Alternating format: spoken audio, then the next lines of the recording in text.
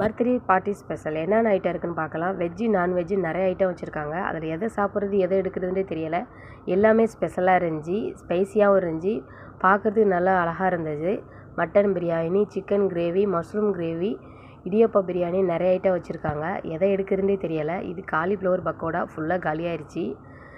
இது chicken gravy, Pallipalayam chicken சொன்னாங்க. அதுவும் வித்தியாசமாக நல்லாயிருக்கு டேஸ்ட்டு பார்க்குறதுக்கு. அதுவும் காலியாகிடுச்சு பாருங்கள். எல்லாமே சாப்பிட்டாச்சு, ஃபுல்லாக பண்ணிட்டோம். இது சிக்கன் சுக்கா நினைக்கிறேன். அது ஒரு மாதிரியாக இருக்குது டேஸ்ட்டு. இது பரோட்டா. எதை வச்சாலும் முதல்ல பரோட்டா தான் காலியாகும். அதுவும் காலியாகிடுச்சு.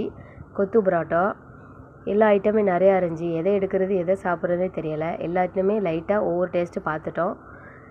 அதே ஃபுல்லாக பண்ணிவிட்டு சாப்பிட்டாச்சு.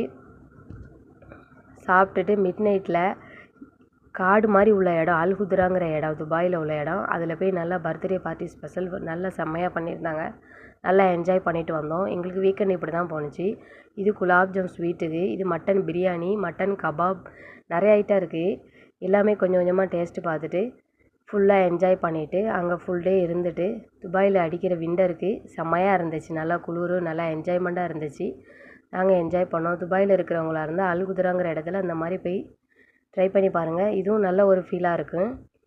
மிட் நைட்டில் இந்த மாதிரி ஒரு இடத்துல நம்மளாவே லைட் செட் பண்ணி இருட்டுக்குள்ளே காட்டுக்குள்ளே இருக்கிற மாதிரி ஒரு ஃபீலு இருந்தாலும் நல்ல ஒரு என்ஜாய்மெண்ட்டு. என்ஜாய் பண்ணி பாருங்கள். கேக்கெலாம் வெட்டி செம்மையாக செலிப்ரேட் பண்ணோம். இப்படி தான் எங்களுக்கு வீக்கெண்ட் போணுச்சு. உங்களுக்கு எப்படி போணுச்சுங்கிறத சொல்லுங்கள். ஓகே, பாய்.